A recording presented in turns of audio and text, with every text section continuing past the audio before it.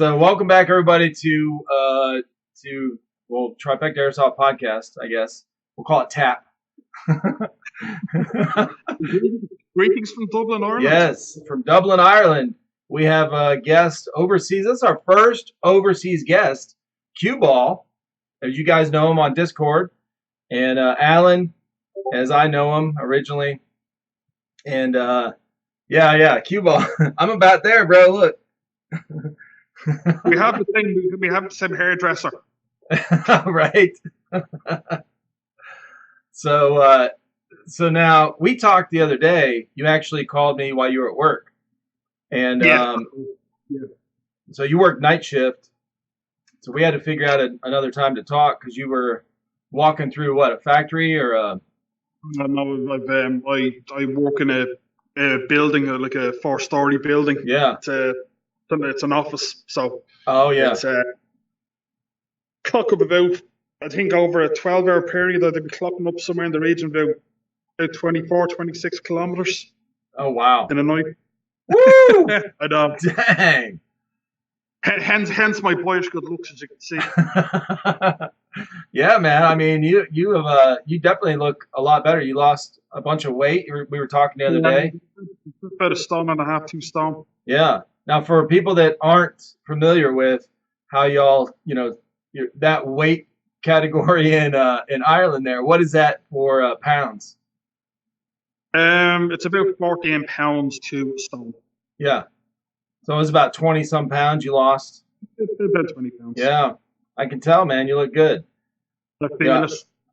Even my trousers even feel it because my ankles are like, woohoo! Yeah, right. And I started losing weight as well. We probably started around the same time. I lost some weight. I went back to my diet of beer and watermelon. No. Cheers to the beers, hail to the ale. Hell yeah. Speaking of cheers, I'm going to do a celebratory shot with you right now. Well, on here. I don't know if you're drinking or not, but, I wouldn't want to force you. I'll be driving the car later on, so this is as near as I can get to a celebratory shot. Well, that's what we're going to do, because you are my first overseas guest on this podcast. Hell yeah. We got some Maker's Mark today. Just and a peeled fresh off one. the wax cap. You like it? Yeah, this stuff's good, man. It's strong too. Oh, I know. It's such a damn shame you haven't been able to try that Redbreast Irish whiskey. Oh my God, it is just killer. Is that what? You'll have to send me a link to that. I wonder if I can buy that online or have it shipped here. You should be able to. It's actually Jameson. Jameson. Shit. Jameson. Yes. Jameson. I love Jameson. Jameson make it. They have another one there called the Jameson Black Barrel. It's their own. It's the best one they do at the minute. But they do the Redbreast 12-year-old, 15, 21, and they do all of them in a casket strength. And I've actually had the 12-year-old casket strength in Jameson's sort of bar tour area, and it was somewhere between 54 and 57%. Woo! Yeah, boy. And I thought my 100 proof vodka was strong. Just a quick swig, it was giving you. Oh yeah. It was giving you the ticks. Cheers to your whiskey. Cheers, brother. Cheers.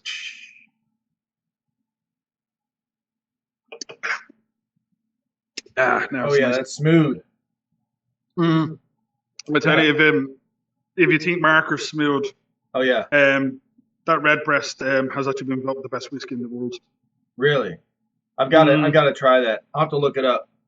When we get off here, remember to send me a. Yeah. Well, I mean, it's now I will say one thing: the bottles are not cheap. The 12-year-old is about what would be €60. Yeah. The 15-year-old is about €80 or €90. And the 21-year-old bottle is €184 to €187. Woo! Yeah, they charge somewhere in the region of about 21 to 24 € a shot. Wow. So they make their markup on the bottle quite good in the pubs. Oh yeah. But then that's not even the casket strength stuff. You get the casket strength stuff, they're paying extra. But it's worth Wow. every penny. I mean, I think the 12-year-old casket strength is somewhere in the region of about 70 or 80 quid, maybe 90 €. So do they consider that top shelf? Do you guys call that top shelf, like top shelf liquor? Oh yeah, Yeah. yeah, Yeah, we use the same term here. Yeah. it's good. It's just it's silky smooth. Yeah. Mm. It's like that. Oh, they like that Pringles phrase. Once you pop, you can't stop. Right. You know. Yes. There's one time at band camp. You know. Right. Yes. But yeah, no, it's definitely worth a try. It's definitely just 100%. Since I know you like your whiskey, hands down, I recommended it to somebody else as well. Absolutely. There last week and a half ago, who had never tried it and who's into their whiskey. Okay. And it was just like, oh my god, you were right. Yeah, I've been looking for new things to try anyway. That'd be cool. So welcome to the podcast, obviously, and you've been on here for quite some time. Yeah, I think maybe 2 years now. Yeah. So how did you start Airsoft, and then we'll go into how you found us. So what got you interested in Airsoft? Or how long you been doing it? I started playing with friends of mine. That would have been early 2018, and a friend of mine was going out with mates of his to a local field, which we've actually now lost due to insurance reasons. They lost that in 2019. But he said, you know, you seem to like playing Call of Duty and stuff. Says, do you want to come out and try something a little different? And I'd done paintballing before, and I went, yeah, you know something, give it a bash. So I was out, gave me an M4, gave me a loan of a vest, just basically told me, you know, high cap mag, if the bullets stop coming out, wind the bottom of this, and, you know, just do what you have to do. Yeah. We got a little bit of a bug for it. And then we went second and a third time. And then it would have been December 2018. I got my first two guns, which was a SEMA M24 sniper rifle. Nice. And the Tolkien Marui Mark 23. Ooh. Yeah. Yeah. And I still have that Mark 23. So those were the first two guns you bought? Yeah. Wow. Yeah. Okay. I made the illustrious mistake of you know, thinking that oh yeah, everybody wants to be a sniper. It's the best thing in the world. No. So I went down and I was playing at this. I started going down to the field by myself and meeting up the lads down there and got talking to a guy, and my second game down with the sniper rifle, it just wasn't working out. And yeah, what I'd actually done was, before I'd actually got the sniper rifle, before I got the Mark 23, I had actually ordered upgrade parts from Skirm Shop in the Netherlands. Okay. And we had been watching Kicking Mustang, the English sniper, and I'd seen this video he'd done with the modifications for the gun. I was like, I think we'll go do that. So I ordered the parts before I got the gun. And it took me 20 minutes with a Dremel, had it all graded.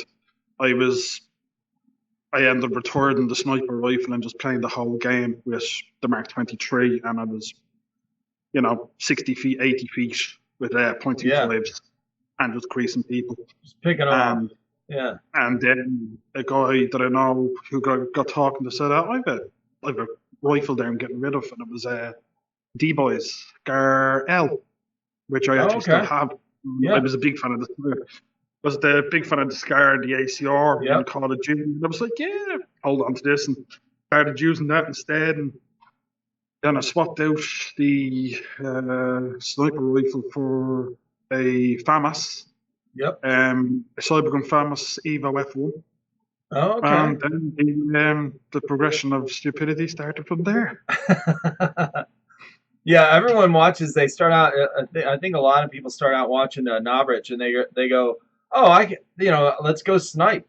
I'll climb Yeah. in a tree and go sniping." And it's harder Doesn't than they know. think. Just take it from somebody who tried. I mean, I do enjoy, sniping every now and again, but I Right, do it from a more perspective now. right, At least you can, cause a bit of havoc, but a little bit of better rating for it instead of having to, continually draw and load. right. But it's good. It's been an experience now, and I think just the collection, as you know from the Discord page, has just been building and building and building. Oh yeah. But Yeah. no. Speaking of your collection, you have how many airsoft guns do you have now? I'm afraid to even think about it. No, I've what have I got? 3 scars. I've got 4 pistols. 2 sniper rifles. I have 2 DMRs. I have 2 HPA assault rifles. I'm just about to get rid of a Tokamarui Mac 10. Yeah. It's an original TM as well, with a bucket load of stuff. The P90, the MP7. I think that's it. Yeah, that's it. That's it. Yeah, I think you have more than us, bro. And we've got a shit ton of guns too. And we still have guns in the closet that I'm trying to figure out what to do with, because those aren't even guns that are like slated for giveaways yet, and we still have enough guns for giveaways for the rest of the year until like Christmas for real. So Wow. it's And I just want to say, as regarding the giveaway, Zombie, please stop getting them. You've won everything. Give the rest of us a chance, please. I know, right? I think what I'm going to do, honestly, is I put out a question a few videos ago, of giveaway, and I think it was after it might have been the last giveaway, and Yeah. or I was talking about the giveaway or something, and I asked people on the video, if there's any. I think all of our patrons have won at least one giveaway. Yeah, and yeah, yep, you. There's actually a few of you. Yeah, you, and then this other guy, call sign Poison, sent me a message, said, because I told everybody, if you are a patron, and you haven't won one of our giveaways, send me a message, or leave a comment or something. And he had messaged me, and so I was looking at our past giveaways. I have a spreadsheet that I keep that shows all the past winners, and I was like, oh, yeah, I know, right? Hey, his brother-in-law lives, they live close together, and they actually go play together and whatever.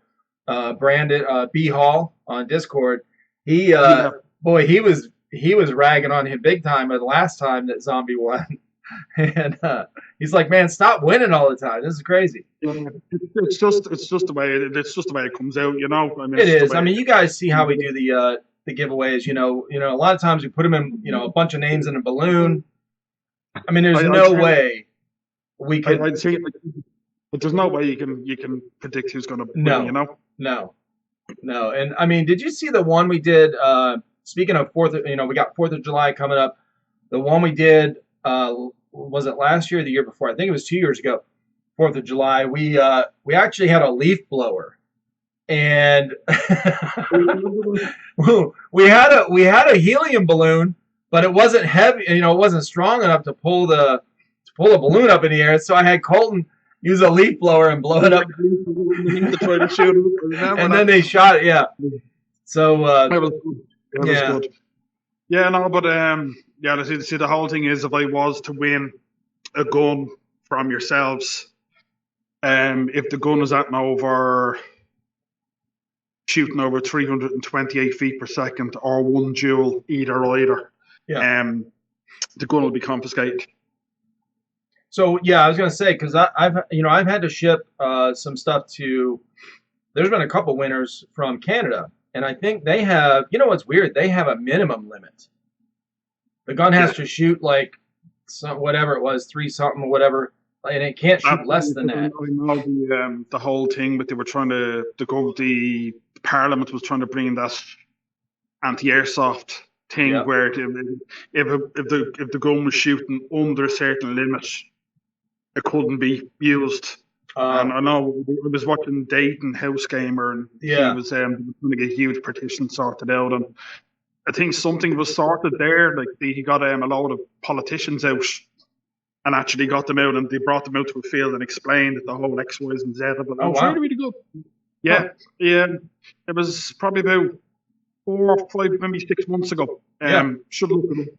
They brought a lot of actual Parliament ministers and stuff, and brought them out to an airsoft field and just explained the X, Y's, and Z's of the game, and had them shooting the guns. And it was a really, really good video.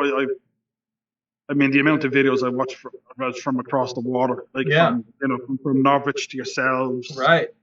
So I was going to say because that was a big issue a few months ago, where Canada was talking about banning airsoft completely, and we actually had a few of our viewers make some comments about it, like because they live in Canada, so they got over that then, and I think well, I mean, I think they have. I mean, I haven't seen any videos now from Dayton at all recently, but I'm gonna have to just check up and see what the story is, because there's a lot of I don't know what they up with YouTube and their algorithms and everything else, but they're when you go in to a lot of these airsoft channels now, there's a thing there, it does parental thing on it, or like for kids and stuff. Yeah, like, 18 and over, and the videos you have to state now, like these are not real guns, and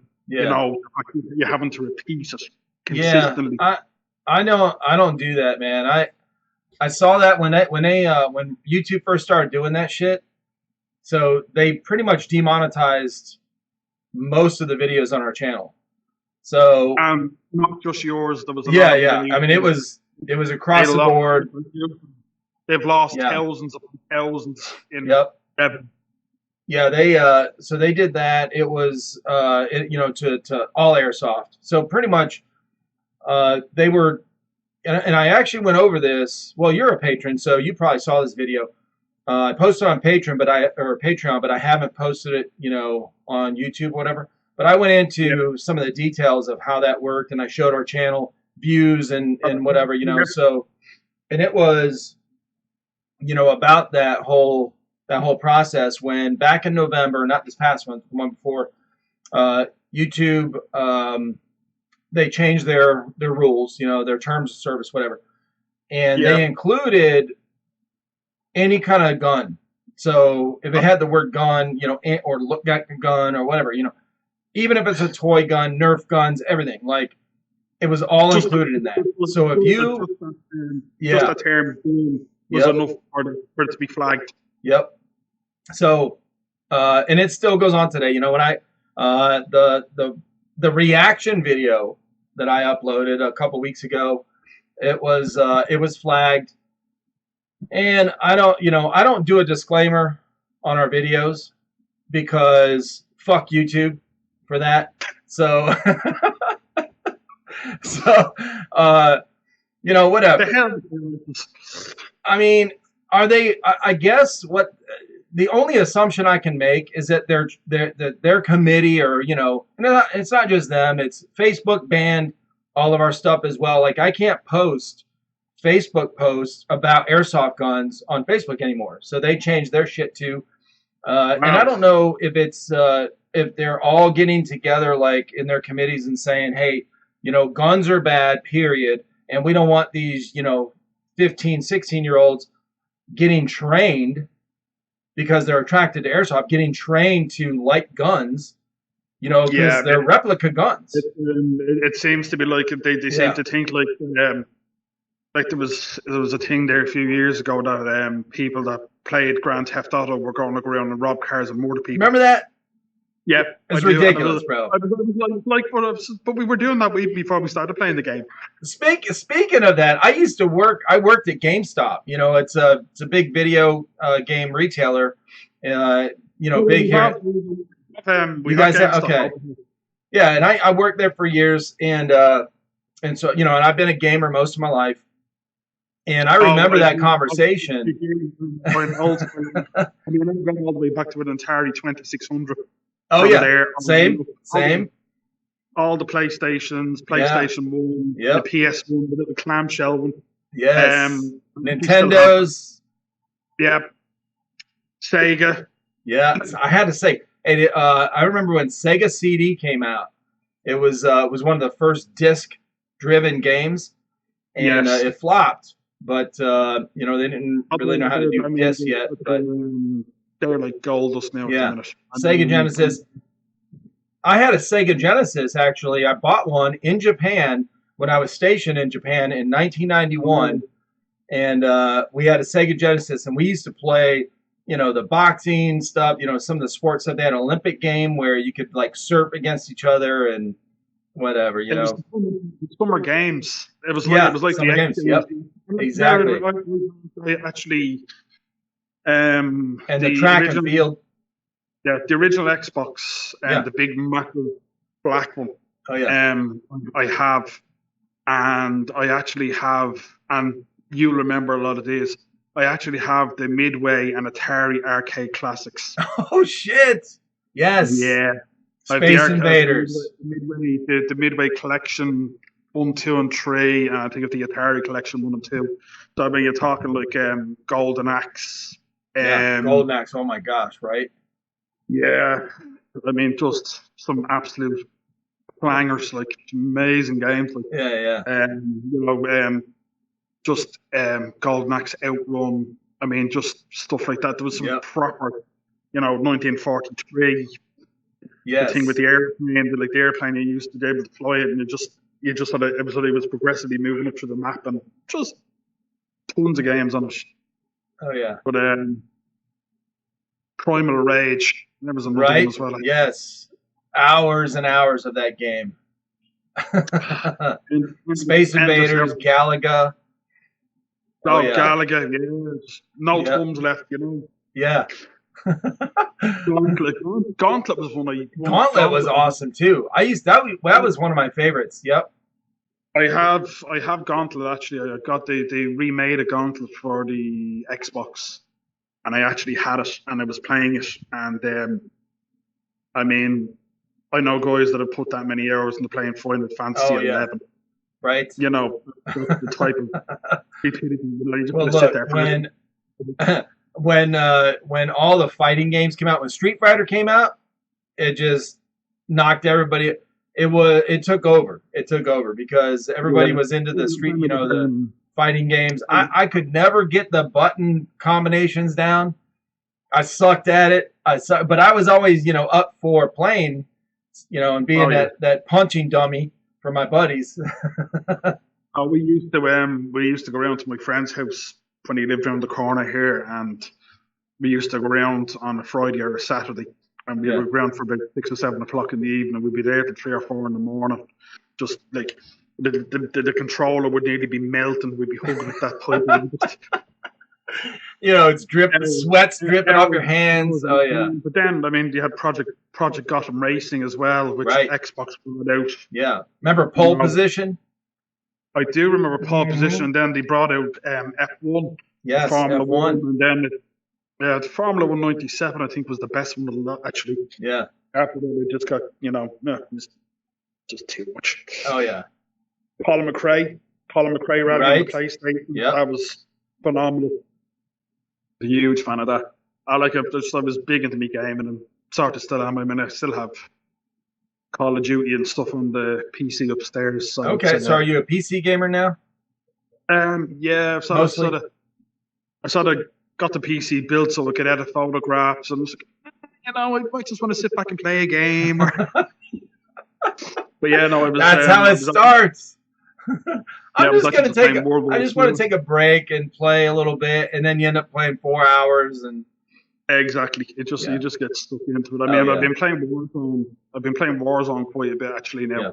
Okay. And really enjoying it actually. I was after I saw the Call of Duty Ghosts, where it was horrible. They were getting a bit stupid where all the exosuits yeah. were running along the walls. I was just like, nah, just nah. Ghost. Yeah, Call of Duty Ghosts tanked. Like, it was bad. Yeah, that's. I mean, within a month of that game being released, I was actually over at the local shopping centre, which was like 5 minutes, like over this way, probably. Yeah. I could actually, if I was to stand up, I could see it, the roof of it from here. But they've, I think there was something like 30 copies of Call of Duty Ghosts within a month as pre-owned on the shelves of the shop. And that was GameStop as well, actually. Yeah, I was going to say, I worked at GameStop when that came out, and it was crazy how many people brought it back. Modern Warfare, Call of Duty, Modern Warfare, Call of Duty 4. Yeah, 4? Dude. The Modern Warfare was awesome. Yeah. I actually have the remastered version actually on the PC. And it's still got to it. It just... I mean, the way it took you through the story and your character died... Well, I mean, no spoilers because it's been out for so long, but your character died. You were like, holy shit! What? But then you have the alternative ending to it as well. Yes. So if you made the decision, you could actually play it again and make the decision that went the other way. Yep. Well, there was some good games, but I mean, it just a lot of them got too technical. But what I do like about Warzone is actually it's multi-platform compatible. Right. It was the one thing everybody wanted for years. Yeah, I mean, for years, bro. They talked about it for years, doing crossplay. Yeah. People like PlayStation, Xbox, the feuds between them. You're like, oh, we can play better games than you. We can play. Oh, no, you can't. But now you have to put your money where your mouth is. You talk so much shit. Here we go. Yeah, because you cannot. I don't care how good you are on a console. That controller, that little thumbstick on the controller for aiming is not as quick and as accurate as a mouse. Yeah. It ain't going to happen, bro. It ain't going to happen. Because I used to be a PC gamer. I built my own computers way back. I used to play, the original Unreal Tournament, the original Counter-Strike, the original Quake. So that's how I started out. No, that's something I could never get into was that Counter-Strike. I know people do. And Rainbow Six. Now, I played that original. Man, it's fucking hard, bro. I mean, that Tom Clancy's Rainbow Six, anybody who has not played it, I will say it now. Yeah. You think you're a hard player playing Call of Duty Warzone and Cold War. Right. Go play Rainbow Six and you'll understand what gameplay is. Yeah, I remember we used to do Terrorist Hunt. And on those original ones, dude, you get shot once and you're dead. I mean, there's no getting wounded. Like, you're fucked up, Because typically you're peeking around a corner and you're getting shot in, the upper torso or the face. You don't have armor. It was as near to life as possible. Yeah. And then Battlefield brought a little bit more realism where you could actually blow up the building. So if there was a sniper or somebody shooting rockets, you could just blow up the building and bring the building down instead of like, I think we better run 5 stories. No, we just get a rocket launcher and just blow the building up, just gone. So I mean, that was the other thing. Like, they had realistic. Like that was where sort of Battlefield sort of stepped up over the Call of Duty step. Yes. Where where Call of Duty was good, but then Battlefield brought that little bit more realism. Yep. But then Rainbow Six was the realism. Yeah, it was. Yeah, I think they all had their own kind of area or direction they went, and Call of Duty kind of went to the fast-paced kind of the shorter maps, the smaller maps for multiplayer, and then Battlefield went to Battlefield opened it up. And you had, all of those vehicles, especially Battlefield 4. It's one of my favorite games for multiplayer all time. You know, you had all the vehicles. You could be a support. You could be, and that was epic. And then, Battlefield 3, what was that? Bad Company. I think, yeah. The story on that, the characters in that, and the dialogue was fucking hilarious, bro. It was like the real I was like, oh shit, I'm back in. The storyline to it. I mean, the way that they had the scenario set up with the vehicles and the buildings. Yep. It was.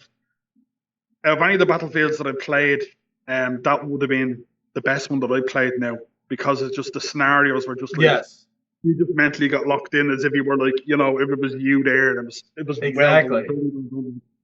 But yeah, no, that's the game, and this is like, I mean, we've been at it for years, I think I must have spent an hour, just a straight hour on Battlefield 3, just to see how much of the building I could blow up.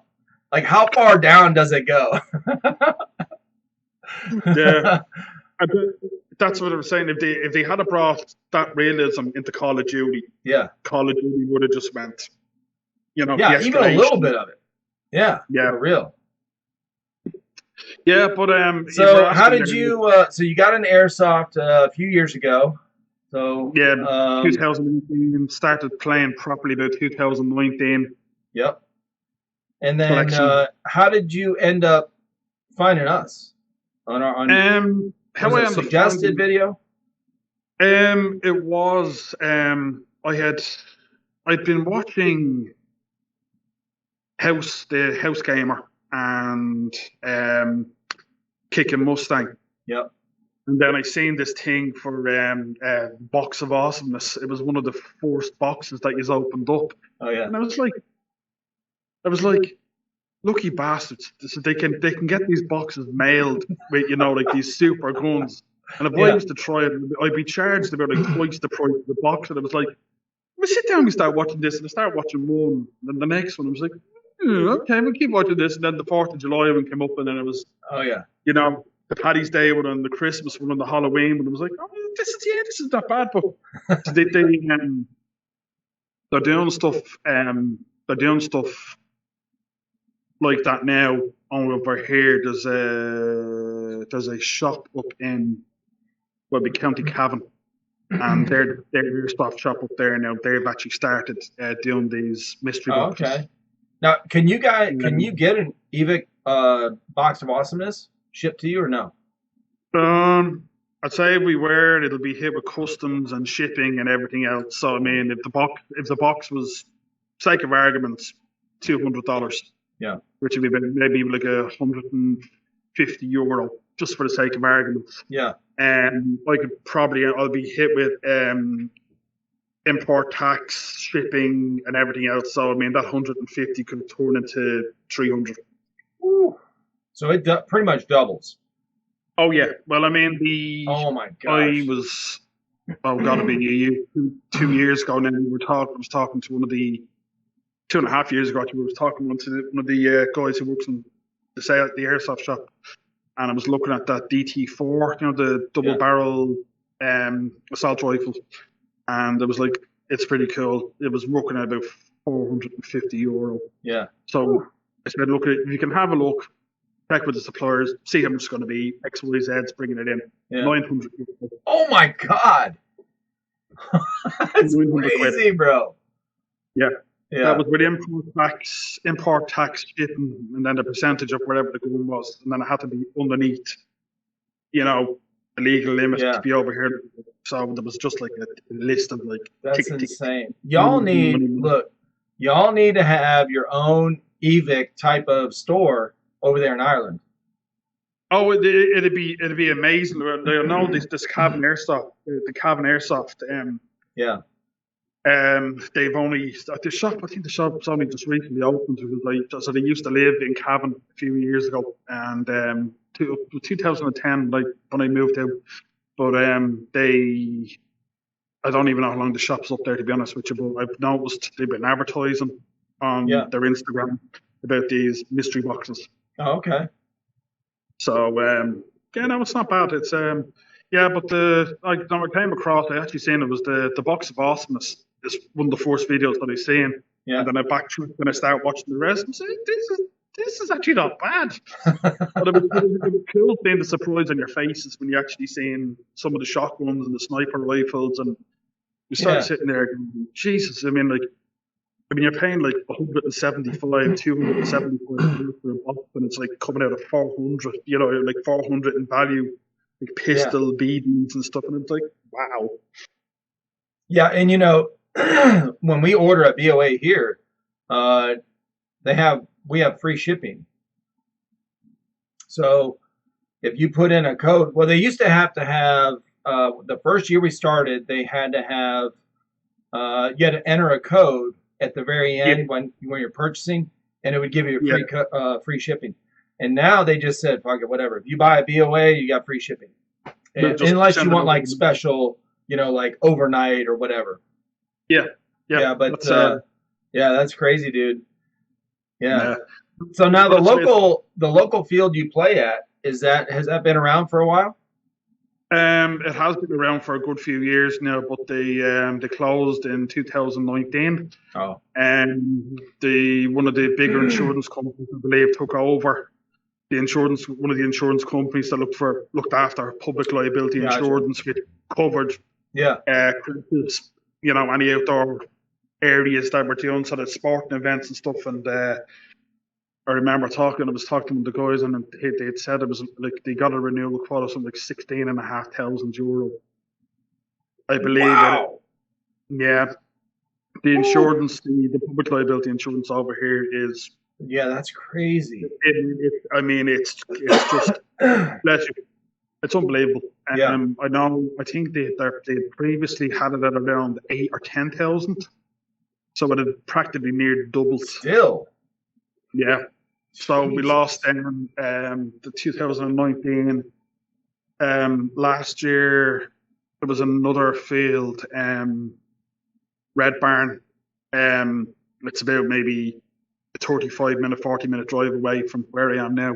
Yeah. About 20 minutes.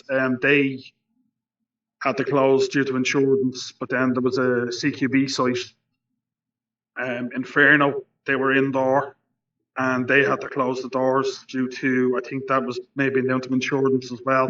They've now taken over the Red Barn site.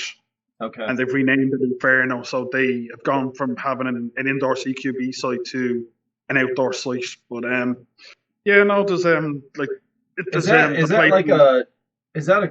why is the insurance so high? Is it premiums? Are people getting hurt like more often on the fields over there than here, or what is that? It's just, the insurance over here in general. Do you guys have certain laws for airsoft, like special laws or whatever? There are regulations. A lot of regulations. There are regulations for airsoft, but the insurance part of it now has just been crippling. There's even sites over here, and they're actually running without public liability insurance. So if you get injured, you're on your own. Right. Yeah, I was going to say that. See, typically what happens is if there's too much restriction on that. People in general, large groups, right? When you take the majority of your population there in your area, they're not going to stop playing airsoft just because the airsoft field's closed. They're just going to do pickup games in somebody's backyard or in a field over here or whatever. Or just go somewhere else, and that's what's been happening. Yeah, the field that I'm playing in now, it's down in Wicklow. It is literally the guts of an hour's drive away from me. It's actually it's right beside a reservoir, a huge big reservoir, but it's actually in a forest area, and they have this thick green netting going along the bottom of where the forest is, because there's actually like a pathway for people. So you can imagine like I'd be dressed up, or other people would be dressed up in their full gear with their guns running along on one side of the fence, and there's people out for the Sunday walk with their dog on the other side. Oh God. Yeah, and you're standing in a ghillie suit with a fucking sniper rifle, and they're like, holy shit. Yeah, it's pretty much like people like there's a footpath right along the reservoir, but Yep. yeah, Spec Ops, I have to say now, hands down, like one of the best sites in the country. Well, for the Republic, it's been absolutely phenomenal. I Now, is mean, the this game. a local field? It'll be local, an hour away, but Okay. it's like, I mean, it's had the reputation for one of the best sites in the country anyway, regardless. Yeah. And I mean, the lads that run it are just, they're on top of everything. You know, I mean, it's huge wooded areas. They have a lot of the old military tanks and armored personnel units, Oh carriers and stuff. shit. Are actually Right. legitimately like parked up.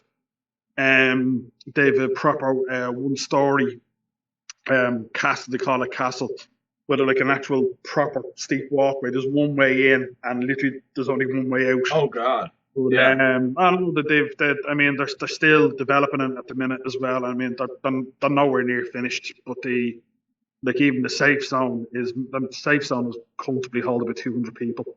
Wow. So are they? So this is a field. Have you guys played there yet? Yeah. Okay. I mean, I've played there twice this year now since we were legally allowed to go back and play. Yeah. Yeah. And just it's phenomenal. I've actually I got how I actually ended up going down was the one of the airsofters over here had got a calendar organised, and it was fundraising for the a local cancer foundation. He was just recovering from cancer himself. Yeah. And it's actually Irish Bushwookie, the guy who had told you to check out one of his videos. But he messaged me and just basically said, "Listen, have you booked in for Spec Ops this week or that weekend?" And I went, "No." So I hadn't got a chance to. He says, "Well, just stick it in now, and let's see you down there." Yeah. And because I had gotten in contact with him regarding the calendar, and it was grand. Went down, start playing, met a few of the lads, and then I just got playing with them again. And now I'm actually running with them now at the minute. So we actually have like an organised crew at the minute. Okay. We're getting to do, but the boys are just killing it. I mean, you've got Mania Airsoft. I mean, by the way, just anybody watching this, give them a sub. I mean, they're making really good content. Mania Airsoft, Contender Airsoft. Yeah, you can shout out some channels. Contender. These are the ones we talked about before, right? Fox Green, Contender, Irish Bush, Wookie. Yeah. I mean, these guys. You have JACKAL Airsoft, Breacher. There's a couple of guys, aka Staten, and Evo Tina. They're actually up in Northern Ireland. They'd be up to the north of Ireland, and they organised a milsim, a one-day milsim. Now this was the dawn of resilience part 2. They had run one. Was it last year, the year before, and it was brilliant. But with lockdown, nobody could do anything. Right. But in fairness to Dave, they held off until the Republic gave us the all clear that we could actually travel across the border. Yeah. And a load of us went up. There was a convoy of us went up, and we were up in FRB Airsoft, and it's an actual proper walking farm, like with cattle and stuff. I mean, we were running around fields. Oh, yeah. This is the one you were talking about before. Yeah, I mean, it was like fresh cow pats in the ground and bushes and clumps. It was. Over here in the South, we call them cow pies. When they dry up, you can just pick them up and eat them. Okay. They taste like grass. Yeah. Well, these guys, I mean, they ran a serious event. I mean, he had to reschedule a few things because they were sort of hoping that we'd be able to get cleared to go up. But I was talking to him there after everybody had sort of, after the game was done and dusted. He said he's going to, the next one now, he's looking at doing, he's going to go 6 months ahead of time and do it properly, since we're sort of out of the back end of this lockdown, thank God. Yeah, no shit. Yeah. For real. So we want to start getting out and going to see people. I just got a message from Mark Patello, who lives up in Maine, and he was one of our earlier followers as well. He's the one that sent us the tag-in grenade launcher that we did the review on. Yeah. Oh yeah. Yeah. Yeah. So Mark, he just sent us a message a couple days ago saying, letting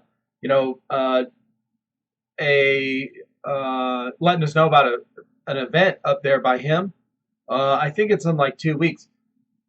It's soon. I can't remember when, but I was like, dude, we cannot get off work. Like everything's opening up, and I'm actually able to work again, which is great news. Like it's really good. I am ecstatic. I'm so glad to get out of the house, and then my guys are JP and Colt and Chris.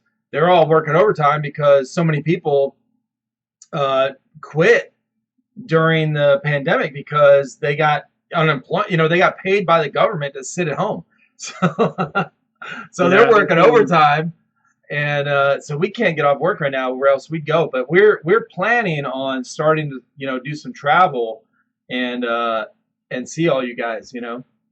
Yeah, well, as you know yourself, I was meant to actually come visit you last June. Yep.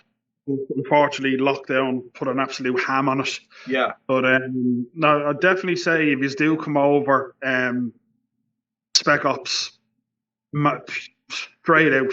So is this your in your area? What's your favorite field or where favorite place to play? Is that it? Well, it would have been Scribbletown. Okay. Now they have, like, that's 2019. They've been closed now maybe 2 years. But no, Spec Ops is where it is now at the minute. But that's going to be the places. I mean, if you go onto Google and have a look at Special Ops or Spec Ops paintball, and it'll zoom up, have a look, and change it to satellite view. Yeah. And that entire forest area that you see, right next to the reservoir, that's the entire playing area of the entire airsoft area. Okay. Well, we'll have to. I'll have to look that stuff up and tag a lot of these. The YouTube channels that you mentioned, and also the fields that you mentioned. I'll tag these in the video. I know the guys would appreciate it. I mean, I think nearly every single one of us that are running now in this, and the Rogue Reapers is the name of the crew that I'm with now. Nearly every single one of us is running HPA. Oh shit! Yeah. Yeah, and I mean we've got two or three of the guys now that are, tactically as snipers. They're just lethal. Right. I think I mentioned the video Contender, where he got 26 kills in a minute. Yep. Just hilarious. I mean, we were in a group chat on WhatsApp, and he was saying, "Best day ever. Wait till you see the video." And it was a CO2 grenade. Yeah. The tour buses that would be going around these cities, and it has like a half of the top of a roof. So the front half would be roofed, and the back of it wouldn't be. You come around the back of the bus, CO2 grenade, booked it up. The 40, I believe it was 40 mic in like the hand grenade launcher. Yep. So when he fucked it up, he ran into the door. There was a double decker bus, ran into the door, the bus, and just sprayed the whole back of the bus. That was good. That's crazy. Now, the guys have got some really good footage. I mean, we're waiting on footage now from FRV from the Milsim at the minute, and I know that it's been really good. I mean, the guys have been gathering some good steam, but it's been really good. I mean, the whole, I can honestly say the difference with the HPA and AEG is from here. It's a huge difference. Huge difference. Well, the only team time they realise is when they hit their hit and when they see the head go, Well, speaking of calling your hits kind of stuff, I mean that's what I miss honestly about paintball, because I started out as a paintball player, And you cannot not call your hit. Like, you got a huge ass fucking paint splatter. You can't go, oh, I didn't get hit, or just walk away. Like, everyone knows you got hit. And that's the one thing that's missing in Airsoft. It is, but I mean, the whole thing of it is, it's probably an age-old conversation that's gone around for God knows how long. Right. It's that bit of truth and honesty. We're all in to play the same game. Well, that's why we were just talking about this. Me and the guys were just talking about this the other day because last weekend we filmed a reaction video. We were watching Silo Entertainment. One of his rage and freakouts, whatever. And and there's some kids on there, man, that are just, in these CQB fields. They got Polar Stars. They got, these things are shooting fucking lasers. And, I don't know what kind of, RPS. With the word laser. Dude, and they're just, they're probably 14, 15, and they lose their temper. And they just fucking unload because they got this weapon that they can, unload on people, and they don't have consequences. That's the problem. Yeah. If you did that on the street, like if you did, kind of assaulted somebody on the street, you'd get punched in the face. You know what I'm saying? And they're almost protected on the airsoft field, and they can just, lose their temper and just go fucking crazy. And it it's bullshit. So. I just. Well, the thing of it is, I know, Kicking Mustang, over in the UK. The guy's done some phenomenal stuff as regarding the whole thing with Ghillie Suits. Yeah. The KMCS's Kicking Mustang concealment system. Yeah. He's on the third variation of it now, and the guy's just revolutionised the way Ghillies go. It's if you can get your hands. Actually, believe it or not, he now has a store in the US where you can actually get his Ghillie suit now in the United States. Oh, okay. Yeah, it's the KMCS, the Kicking Mustang concealment system. Oh, that's right. Zombie just talked about this a few months ago. Yep. Yeah. I can honestly say if it's something that you'd be interested in picking up, the thing is, it's like next generation. Yeah. And I believe the new version 3, the Mark 3 or whatever it is that he's about to bring out now, is actually IR resistant as well for night games. Damn. Yeah. That's some military grade shit, bro. Yeah, he's brought out some really good.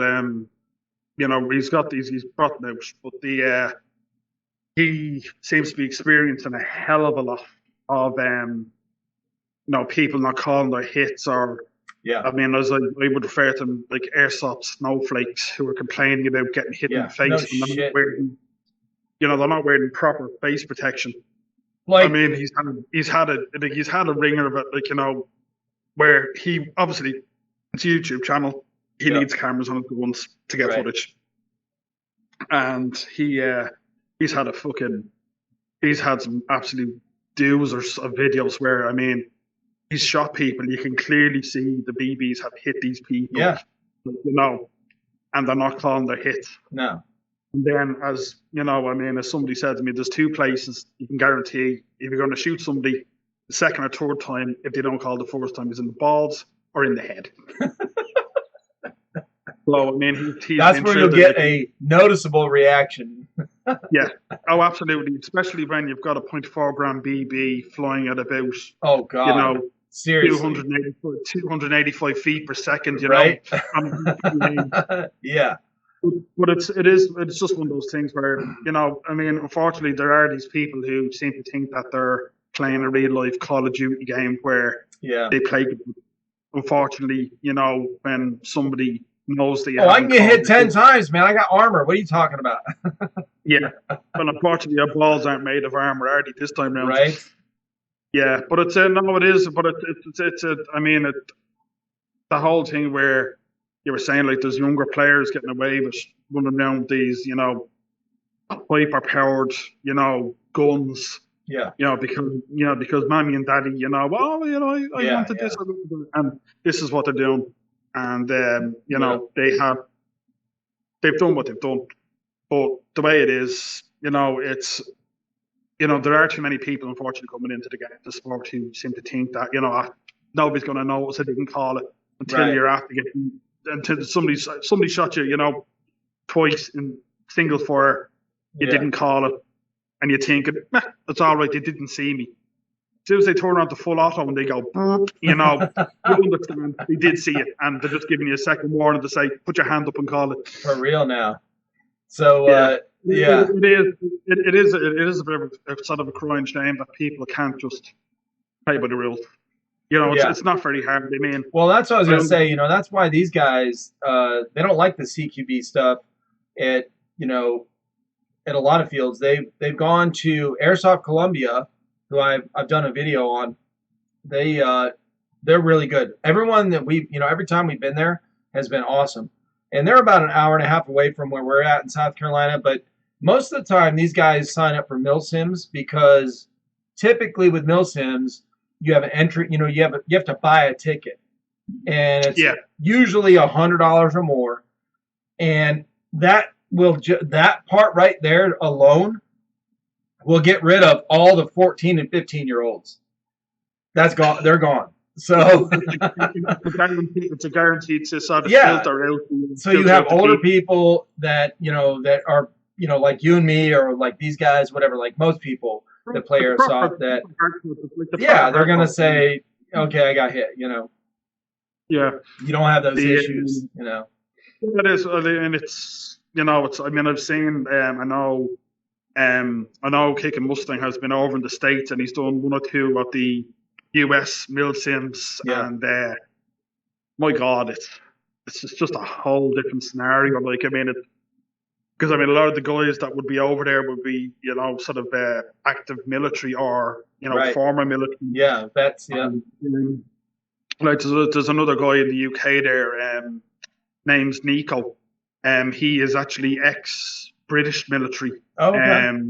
He was infantry, I think, and like he does a lot of like he would be with some of his videos now. He would be actually almost doing what he would have done if it had to be in real life scenario. If he had to be in an active service, and it's really cool to see. Oh, that's cool.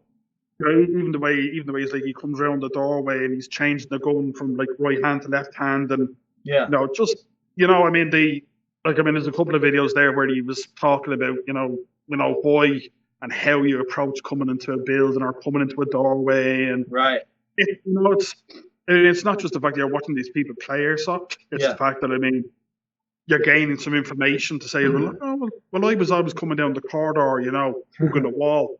Where they're saying that you should be coming down the middle of the corridor, so if you need to shoot somebody, you can turn. Sure. Little things to pick up, but it's that's I noticed a lot of people that older guys, I guess older, like over 20 something, once they're out of high school and they're adults, what a lot of them are interested in the or one of the attractions of the Airsoft thing is the military style gameplay, right? Like the milsims or whatever. And was that an attraction for you? You like the tactical stuff? Were you in the military? Did you grow up, like, was your family military? No, there was no military sort of from any side of my family now. I had my grandmother's father was in the guards in the Irish police force, like many moons ago. But I think it was more the fact that I enjoyed playing Call of Duty, and I'd seen all these Airsoft videos for years. God, I'd love to get out and try that, because you're not just sitting down on a chair with a head, like, as you can see, like with a headset, right, and then you're not sitting down on a chair with a headset trying to psychologically think what should you do when you're playing against other players. You're getting out, you're getting to meet new people, you're getting a bit of exercise, camaraderie. Were you interested in real guns before that, or? I have fired a few real steals. Yeah. Yeah. But it's, not lots now, but I've fired one or two. But Yeah. it was. I think it was more for the sake of actually just the going out and having a bit of fun and actually just being able to, instead of like charging into a building, like, oh, you can't kill me now, like I know I'm going to run into a building and somebody shoots you, you have to hit, you have to put your hand up and call. Right. I mean, it's just with the progression now of getting the radio and then having the headset and everything else. Yeah. I can see it's slowly starting to get there. I mean, we were using the Aries Alpha app when we were actually up in FRB, and you can set it up and you can map out an area for a game zone. So once everybody logs in, it is a bit of a battery drainer on the phone, but you can have your phone while you're walking around. Right. You can actually check the whole map, and it'll show you where all of your team is. So you pick your blue team or your red team. Yeah. Aries Alpha. Yeah. I mean, I'm sure you'll be able to download it, but it just means that it'll, if you're on the playing field, you can actually pull it out. Right. And they can update whoever has the main thing. They can update objectives, and it'll actually come up in a message. That's fucking cool, man. That's some Call of Duty shit right there. It is. I mean, it's really, really good. Like, so, but the thing of it is, if somebody was saying like they were going to FRV had a section there called the Twin Towers. Yeah. We would say we were at the radio tower, which was another section. You could just literally pull it out, and I had it on the map exactly where it was. Yeah. But you could tap on the blue dots or the red dots or wherever what color your team was, and you could actually see who was there. That's awesome. Damn, that's cool. It was a game changer. For that game like 2 weeks ago, it was an absolute game changer. But also having comms as well. It was just seriously. Again, for me, it elevated my game from about here to here. Right. It brought that little bit more realism per se, like for the game scenarios and so on. But it was and I was talking to one of the guys, and he was telling me, if you go into your, like, I have one of these Fitbit watches, you can actually select in the Fitbit what message alerts you want to get. So I could have actually tagged the Aries Alpha app into the fitness app. Oh shit! And I would have. So you get the objectives coming up on your phone. Oh, that'd be awesome, dude. Yeah. So again, it's something for another day. And like we've been talking about, if we do go back down to Spec Ops, that we'll probably end up like running comms and running the Aries Alpha app. So it just means if we are running around, at least we know where everybody is. So what's your? Do you have plans to go play soon? What's your next op? It was meant to be the 27th, which is Sunday next week. Okay. But unfortunately, my rosters had an abrupt change because of I have something to go to on the 3rd and 4th, and I have to work the weekend previously. Yep. But I have to say, hands down to Spec Ops. They're very good with what they'll do. Is they'll actually, if you ring them up or send them an email, say, look, I won't be able to turn up. Yeah. They'll actually email you a voucher for the value of the ticket. So in a next instead of having to lose out future event when you're going to book it, you just put in the voucher number. Right. And that's it done. Like, I mean, plain and simple. I mean, I sent them an email saying, look, I won't be able to make it the 27th. Works after change, and I think I had an email within an hour, half an hour. Oh, that's cool. With a voucher, just like that. Yeah. I mean, Paddy and Mick, the two guys down there. Actually, sure. I mean, I brought down one of my patches, one of your TriFecta patches, and it's now on the patch wall of fame. Nice. So it's actually, I believe, it's their first US patch as well. Actually. That is awesome, dude. Yeah, I'll have to tag that in the video, of course, and on our website, like where the location is that our patches are at. That'd be kind of cool. Yeah. Make like a Yeah, little no, just map where our patches are at. you'll have to. I think you'll have to get a. I think you'll have to get a bigger map though, because unfortunately I'm a little bit off the scale of the one you have on the wall. All right. But yeah, no, the boys have been. Come here, listen. I mean, it's a tight run ship. I mean, there's no messing about. But I mean, it's like it's as regarding just for playability and game scenarios and everything else.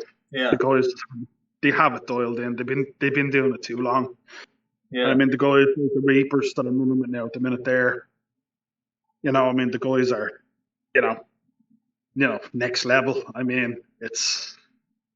I mean, you're looking at a crew of about like 7 or 8 blokes that are running with all HPA guns. You know, you're in Ireland. You're in Dublin, or around Dublin, right? Yeah, I'll be 20 minutes. Yeah. It'll take me from where I live now. I'm about 16 and a half kilometers from Dublin city centre. Okay, and it is probably. It is at the minute now. It's almost. It's 10 o'clock. It's just approaching 1:15. Now, how is it so light there? Do you have a light on? I'm in the back garden.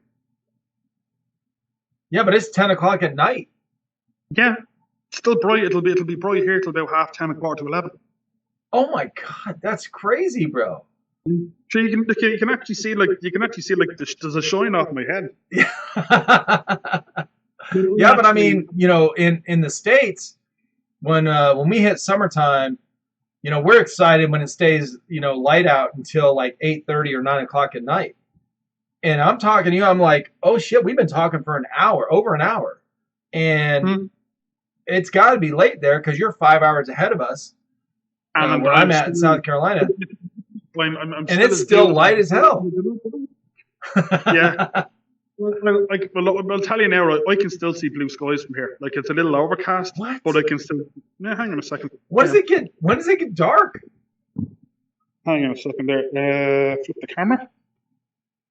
Hang on. Flip the camera. Okay, hang on a second. There it is. Damn, dude, that's crazy. Yep. Is that normal for summertime? For over here, yeah. So in the wintertime, does it gets darker earlier? Oh yeah. Okay. I mean the winter time over here, I mean it could be getting dark at about 4 o'clock. Oh shit. Damn, what an extreme. Yeah. Yeah. Wow. It gets when it gets dark, it gets dark. Yeah. in the morning time, like we're in the middle of June per se now, so we'll be slap bang in the middle of our summer. So we're May, June, July. Yeah. We're into our summer season. It'll be getting bright at 4 a.m. in the morning. Holy shit. Okay. Yeah. So here it doesn't get it. I don't see daylight, or start seeing daylight until about 6 something in the morning. Yeah. And I went outside last night about 8:30, and it was already. I used a flashlight to go out in the back. Yeah. I know, like from when I was working as a doorman, and the nightclub that I worked in had an open air retractable roof. But I mean, during the summer, right? It'd be really, really warm. Hey, some mood lighting. But yeah, when it was out, it was like they had an open air beer garden out the back. But during the summer, they just leave the things open and just, it was beautiful. But the bar wouldn't close until 4:30 in the morning. Like the actual bar, that they wouldn't stop serving people at 4:30 in the morning. It would take us about a half an hour, 40 minutes to get out. It was a bit of a specialty of getting people out. I'm sure. Very vocal. You'd see like, I'd be coming in the evening time, and it'd be bright enough. I'd be starting about maybe 9:30, 10 o'clock at night. Yeah. And it'd be 4:30, 5. We'd probably get out about 5:30, and it was like the middle of the day, and I'd have to go home and sleep for the whole thing for the following day. Like it was, it's interesting. very, very interesting. But no, look, I have to say, the content you boys have been throwing out. I mean, I know the boxes haven't been coming, as the two boys were saying there. That, but I mean, like, I've been watching C7 Viper as well, and he's been the same. He's been the same as well. Just like there was boxes getting lost and everything else, and he was like he was in the same scenario that he was saying that they've, I mean, the pandemic is just. Well, you know what? So to be honest, it definitely slowed down the boxes we could get, So evic stopped, shipping, or stopped offering a lot of the mystery boxes. And then I think when our channel got demonetized, we were all of us, the whole group was a little deflated. We were discouraged, and we're like, well, I mean, that's not why we started the channel.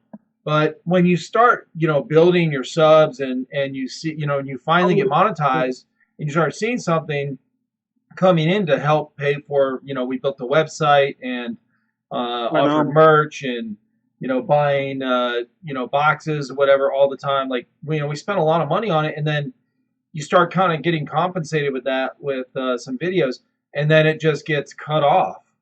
We were discouraged. We really were, and we really had to have a meeting talk about what the future of our channel was and why we were doing. We had to get back to the original reason we started the video, started the channel, and so we just kind of let go of all that other bullshit and whatever. Whatever happened in 2020. Most people on the planet want to forget. Absolutely, I will put my hands up to that as well. I mean, I think it's a year that everybody wants to just erase from their mind. I mean, permanently. Yeah. Yes. I mean, we've lost family. Unfortunately, through COVID. I know people that have lost friends, parents, grandparents. The long-term effect of it, we're in June now, and our daily count or something today was like there was 375 new cases.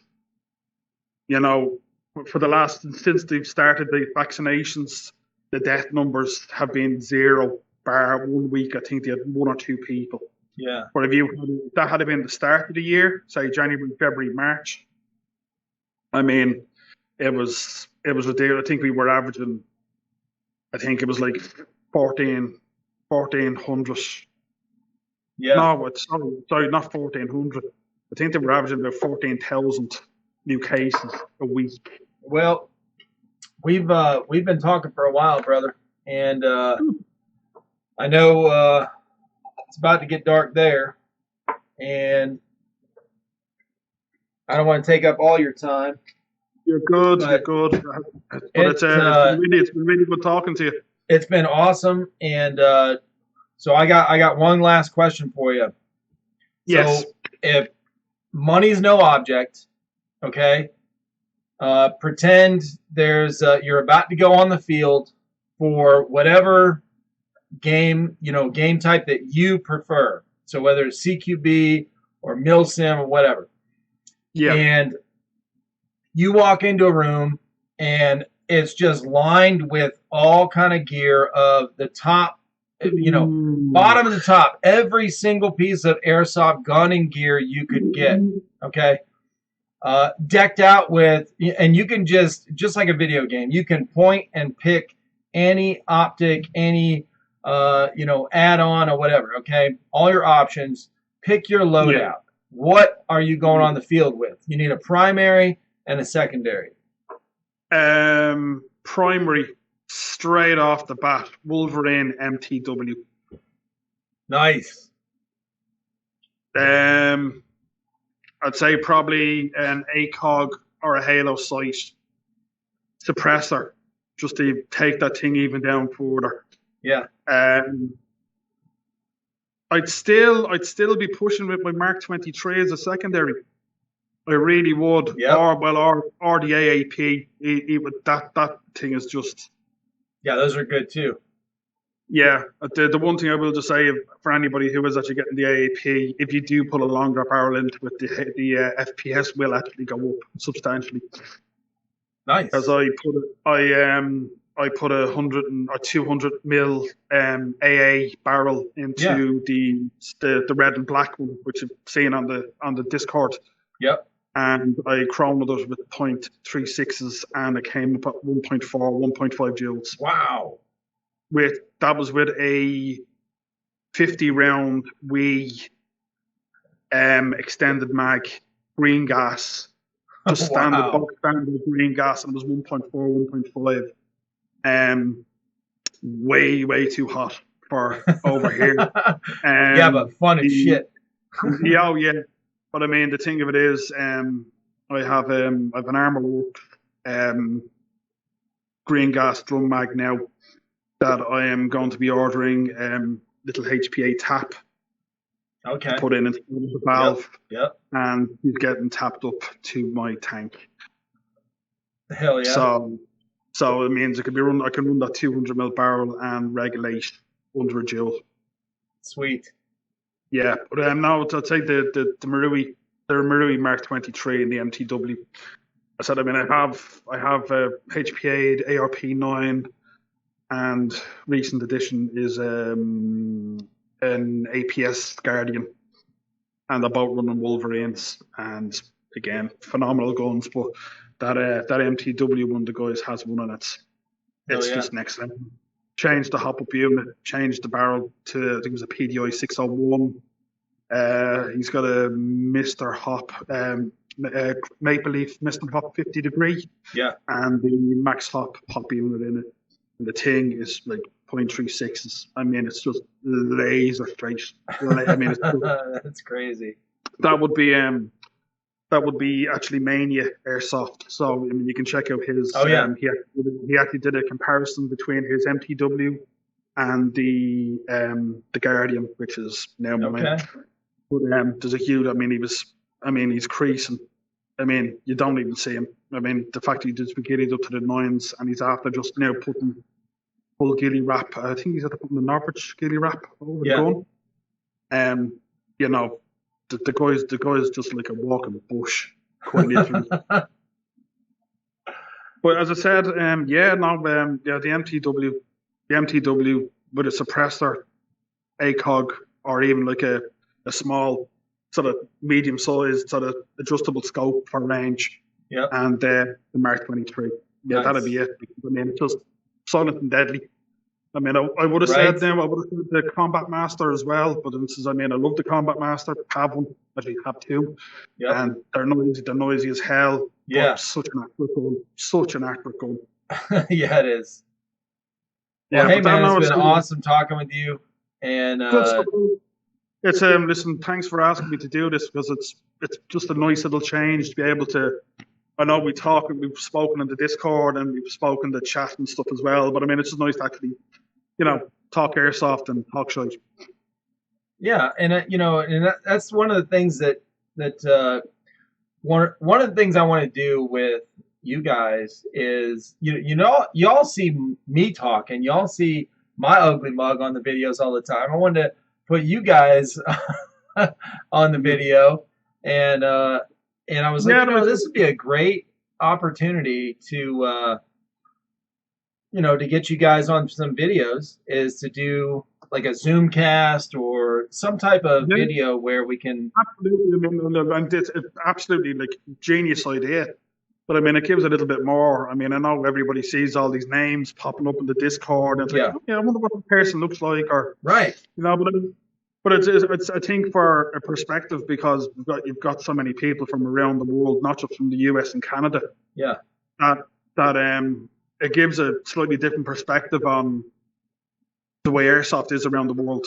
Yeah, absolutely. I love hearing about that kind of stuff, and I love travel. So. Like our FPS over here is 328 for everything. Sniper, LMG, pistol, SMG. Yeah. Flat across the board. You go to the likes of Belgium or Germany, you're up over 500 feet per second. Wow.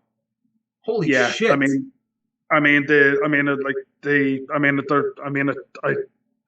like, for the likes of Norwich and stuff, I mean, he'd just be shooting .42s, .46s to a sniper rifle that's doing like about 2.5 joules. Dude, they want to punish people. Holy shit. See, that's the difference. No, you know what? You know, they probably just said, you know what? We'll just up it so that people actually call their hits. Because you can't, you won't have to go, oh, I got hit. You'll be like, oh shit. Yeah. I know Fox Green is using, I think he's like using .42s or .46s in his sniper rifle over here. Yeah, nice. And I mean, there's times where I've actually heard the impact of the shots on the field. That's crazy. Yeah, it's quite a disturbing feel where you just hear the of the sniper rifle, and you just hear this, you know, wham, the scream. Hell yeah. Well, I mean, I can only imagine, like, he's working on a sniper rifle that's 1 joule, literally like a joule, which is like under 328 feet per second. And these guys across in the Czech Republic and Belgium and Germany and stuff, and, you know, they're up over like 400, 500 feet per second, like, you know, with like using like 0.4, 0.42, 0.46. You may as well just throw a brick at somebody, you know, it's just really easy. Or a paintball. Well, I mean, that's it. I think it's probably going to be as sore as a paintball. I mean, you know, but as perspective wise for different countries and, you know, whatever way that the rules and regulations are. Oh yeah. I think it's nice because I would watch a lot of airsoft videos from the US. Yeah. And then from the UK, and then from, say, the likes of Norwich and Sniper Buddy Fabi as well. Those sort of guys, I'd be watching that. But it's such a perspective that, I mean, we've got so little of a window with our FPS. And over one side, you have another one. And then over in another country, like over literally across the water, they've got different, like, I believe the UK has different FPS for their sniper rifle, their LMGs. Yeah. So, you know, it's just one of those little things. But yeah, no, I have to say now, it's just a nice little it's a nice little change that you can actually get to talk to people who are on the Discord, or, you know, who are Patreons and so on, that just have a talk. You know, you just see, like, I mean, it's nice to say that, you know, the question being asked about, like, where and how our interest in the sport started, and it's a really good question to be asking, because we wouldn't be here otherwise. Exactly. Well, hey man, I appreciate you being on here, and well, I know you're gonna have a lot to edit out of this one. No, I'm not. I'm not cutting anything out, bro. I'm serious. Yeah. Oh no, these are long form podcasts. Look, whatever we say is fine, and it's going up, whether somebody likes it or not. Monetize this. You know, I'll demonetize. I don't care. I'll just turn it off. You're not guns. Well, I appreciate you, man. This won't be the last time that we'll do this. We'll do it again. No, absolutely not. I know what I am planning on doing is, hopefully in the next 6 months now, I'm hoping to get a channel up and running myself as well. Oh, I would definitely support you, bro. Yeah, so that's going to be a big one. I've just been there. I was just this morning. I was messing around on the computer, and I've coming up with ideas for a patch as well, which looking pretty good actually. So we'll see what happens. Yeah. Well, let me know. Send me a picture when you get it ready. I'm gonna check it out. I'll send you over two of them that I done. I'll send them over in the Discord when I get off this. And they're I put a small little bit of work into them, but I mean, it's just a stepping stone to see what I'm going to do. But we'll see how we go. Well, it's been awesome talking with you, man. It's been a treat having you on. Absolutely, absolute pleasure. It's been great having you were my first overseas guest. Well, thank you very much for asking. It was a pleasure. Yeah. And we'll see you in the next one, bro. Till then, Yes, sir. listen, stay safe and tell the boys I said hello. I will, man. Thank you. And definitely try and find that Redbreast whiskey. You won't regret it. I'm gonna look it up. Hey, if I have any questions, I'm gonna be sending you messages here on Discord. So Yeah, no problems at all. thanks again, brother. Appreciate you, man. Listen, Kabir, great talking to you. And listen, stay safe. And Yes, sir. really good to see you again. Respect, brother. Talk to you soon. See you then. Later.